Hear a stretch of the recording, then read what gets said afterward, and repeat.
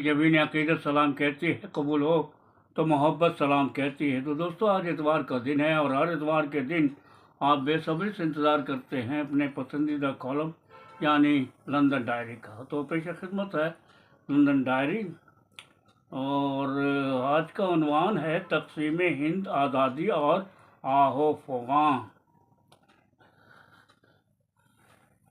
Column निगार हैं Faheem Akhtar, London, बरतानिया। तो पेश खिदमत है, भारत और पाकिस्तान दोनों की आज़ादी के दिन बिलतरतीब 14 अगस्त और 15 अगस्त को मनाए जाते हैं।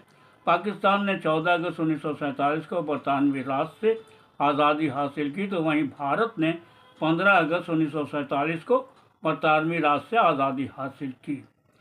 ये दोनों दिन बरसग़ीर के लोगों के लिए इंतहाई अहमियत का हामिल हैं और हर साल जोश व खरोश से मनाए जाते हैं।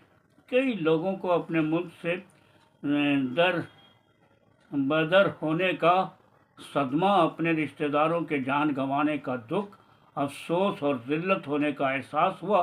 तो वहीं कई ऐसे भी लोग हैं जिन्हें अपने वतन की आज़ादी पर नाज भी होता है और वो अपने वतन की आज़ादी की खुशी में खूब जश्न भी मनाते हैं। 1947 में हिंदुस्तान और पाकिस्तान के नए मुल्कों की हैसियत से जन्म हुआ, जिससे हम सब वाकिफ़ हैं। लेकिन वहीं एक और अफसोसनाक बात यह है कि दोनों मुल्कों के क़याम में आने से लाखों लोगों की जानें भी गईं। उसकी एक वजह ये थी कि हिंदू और मुसलमानों के बीच बढ़ते हुए तनाव और उन इलाक़ों में जहाँ मुसलमान और हिंदू अक्सरियत में थे, वहाँ अक़लियती तबके में खौफ व हिरास का माहौल कायम हो चुका था। ज़ाहिर सी बात है, उन तमाम बातों के पीछे चंद इंतहा और कट्टर पसंद जमातों का हाथ हो सकता है, जो सदियों से इंसानों के बीच नफ़रत फैलाने का काम कर रहे हैं। नफ़रत के देवता और पुजारी कहीं ज़बान के नाम पर तो कहीं मज़हब के नाम पर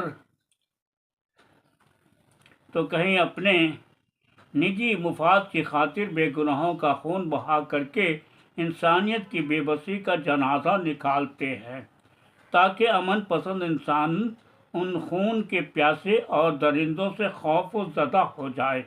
ब्रिटिश राज ने दूसरी जंग अज़ीम के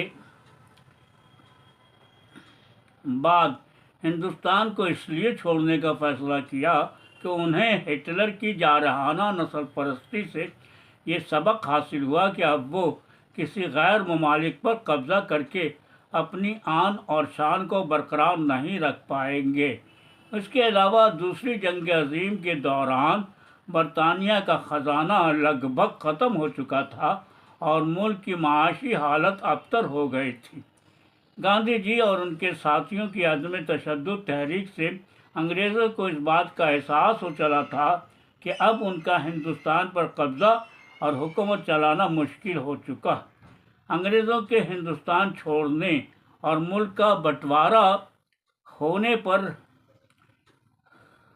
होने वाले तशद्दुद का आज भी हर ज़ी शऊर इंसान उसे एक गलत कदम बताता है। देखा जाए तो बंटवारे से हिंदुस्तान और पाकिस्तान दोनों मुल्कों का क़याम अमल में तो आया, लेकिन वहीं आज भी दोनों मुल्कों के अवाम में बेचैनी और नफ़रत मौजूद है। ज़ाहिर सी बात है, जब एक शख्स को अपनी जन्मभूमि महज अपने मजहबी पहचान की वजह से छोड़ना पड़े, तो उस शख्स के दिल में ऐसी आज़ादी कोई माना नहीं रखती है। इसके अलावा लाखों लोगों को मज़हब के नाम पर कत्ल आम कर दिया जाए, इससे भला कौन मुतमईन हो सकता। आज भी हिंदुस्तान और पाकिस्तान के बीच रोज़ाना नहीं तो हर हफ्ते इसी बात पर तू मैं होती है कि पाकिस्तान इंतहा पसंदों को बढ़ावा दे रहा है या हिंदुस्तान अपनी खुफिया एजेंसी के ज़रिए पाकिस्तान में गड़बड़ी फैला रहा है। गोया देखा जाए तो 75 बरसों में हिंदुस्तान और पाकिस्तान ने आपस में सवाए नफ़रत बढ़ाने के और किसी मकसद में कामयाब नहीं हुए हैं। तहम कभी कभार दोनों मुल्कों के लीडरों को एक दूसरे से दोस्ती का हाथ मिलाने की बात को खबरों का जरिया सुनते रहते हैं, लेकिन दोनों मुल्कों की दोस्ती शुरू होने से कबल ही ढेर हो जाती। जाहिर सी बात है, जब दोनों ममालिक एक दूसरे पर एतबार ही नहीं करते तो अंजाम यही होगा। दिल्ली और इस्लामाबाद में 430 मील की दूरी है, लेकिन देखा गया है कि दोनों मुल्कों के लोगों को ये सफ़र तय करने में कई महीने बल्कि साल भी लग जाते। उसकी कई वजूहात हैं। मसलन वीज़ा की कार्रवाई में एक अरसा लगाना या इनकार होना, और दोनों राजधानियों के बीच बराह रास्त हवाई सफ़र के इंतज़ाम की सहूलत का ना होना, जिसकी वजह से बहुत सारे लोग इन्हीं दुश्वारियों से अपने अजीज से मिल नहीं पा रहे। आज़ादी के बाद हिंदुस्तान और पाकिस्तान के बीच कई जंगें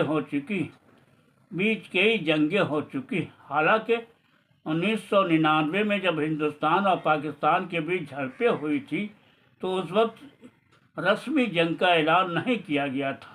अगर देखा जाए तो हिंदुस्तान और पाकिस्तान की जंग की एक अहम वजह हिंदुस्तान का सूबा कश्मीर है, जहां अब तक अमन कायम नहीं हो सका है, और मौजूदा सरकार की जारहाना पॉलिसी ने हालात को बद से बदतर कर दिया। कश्मीर के लोगों का एतमाद अब तक मौजूदा सरकार पर बहाल नहीं हुआ है, जो कि एक अफसोसनाक बात है। ब्रिटिश राज के खात्मा और हिंदुस्तान और पाकिस्तान के क़याम से लगभग 1,20,00,000 लोगों का अपना घर बार छोड़कर पनाह गज़ीं बनने पर मजबूर होना पड़ा था। इसके अलावा लगभग 10 लाख हिंदू, सिख और मुसलमान अफरा तफरी में सरहद पार करने और अपनी जान बचाने में मारे भी गए। उनमें वो बूढ़े मर्द और औरतें, बच्चे और नौजवान शामिल थे जो शायद अपनी मजहबी शनाख्त की बिना पर एक नए मुल्क के ख्वाब देखने की चाहत में सरहदों को पार करने की कोशिश कर रहे थे। एक ऐसा ख्वाब जिसने एक नए मुल्क को जन्म तो दिया, लेकिन साथ ही बेशुमार मसाइल भी छोड़ गया।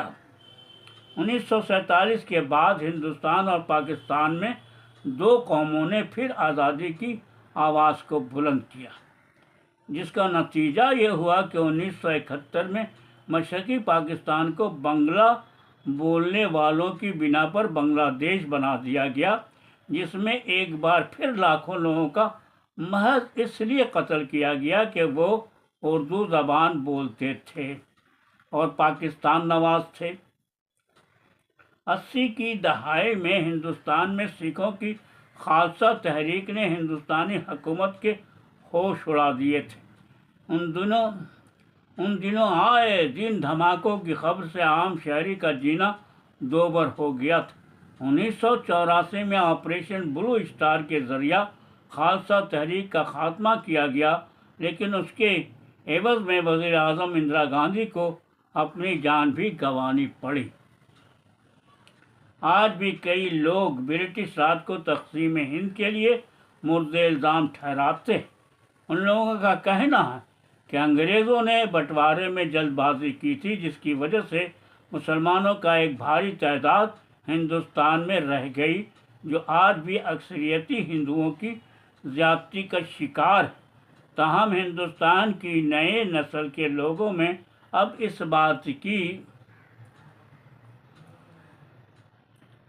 कोई शिकायत या अफसोस नहीं है, बल्कि उसके मुकाबले में उनके अंदर हिंदुस्तान का इंतहा पसंद हिंदू जमात RSS के ख़िलाफ़ गुस्सा ज़्यादा पाया जा रहा है।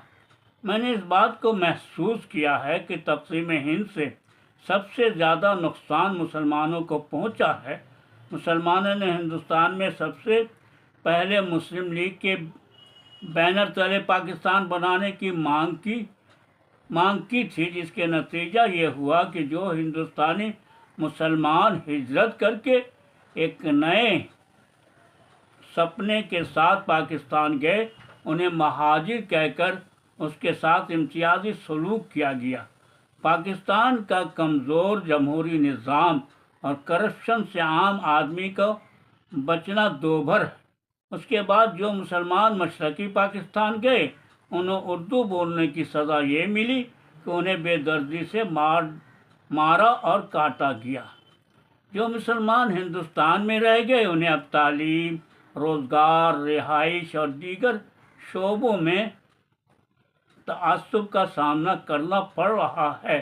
بھارت کے مسلمانوں پر تعصب اور ان کے ساتھ ہونے والی ناانصافیوں کا مسئلہ کئی دہائیوں سے زیر بحث، تاہم بھارت میں مسلمانوں پر تعصب اور امتیازی سلوک کا ایک پیچیدہ اور حساس مسئلہ ہے۔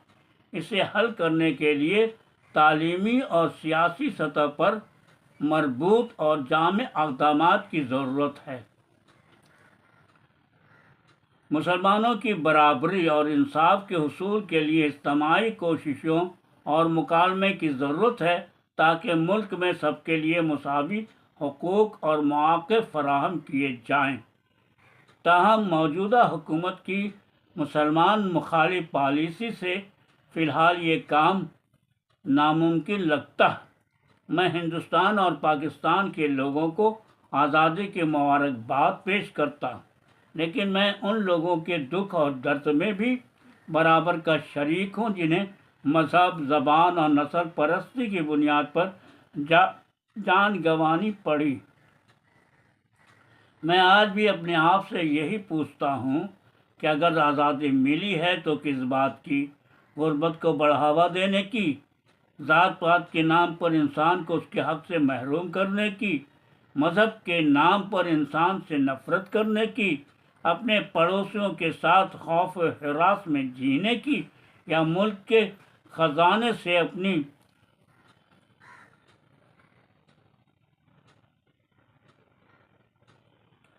جیبیں بھرنے کی؟ شاید ہم اور آپ ان سوالوں کے جواب سے ہمیشہ محروم رہیں گے۔ ہم ہر سال یوم آزادی منانا بھی نہیں چھوڑیں گے، بھولیں گے، اور کیوں بھولیں؟ کیونکہ آزادی ہم سب کا بنیادی حق ہے۔ تو دوستو، ابھی آپ اسم راشد کی ادبی دنیا سے ایک اپنا پسندیدہ کالم سن رہے تھے، لندن ڈائری۔ لیکن آج جو میں نے پڑھا ہے وہ لندن ڈائری سے نہیں پڑھا ہے، بلکہ کلکتہ سے ایک اور اخبار نکلتا ہے، عکاس، روزنامہ عکاس۔ بارش کی وجہ سے وہ آزاد ہند میرے ہاتھ میں آج نہیں آ پایا ہے، جس کی وجہ سے میں عکاس سے آپ کو یہ باتیں پہنچا رہا ہوں، کیونکہ دونوں مضمون ایک ہی ہوتے ہیں۔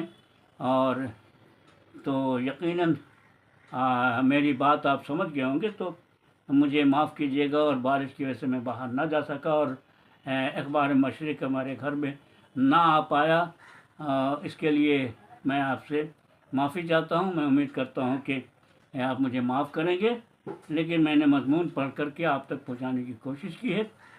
آپ میری غلطیوں کو معاف کیجیے گا۔ تو لندن کی ڈائری میں نے پیش کر دی ہے۔ امید ہے کہ آپ کو آج کا یہ مضمون بھی یقیناً پسند آیا ہوگا۔ پسند آیا تو ضرور سے ضرور لائک کیجیے گا، شیئر کیجیے گا، کمنٹ کیجیے گا۔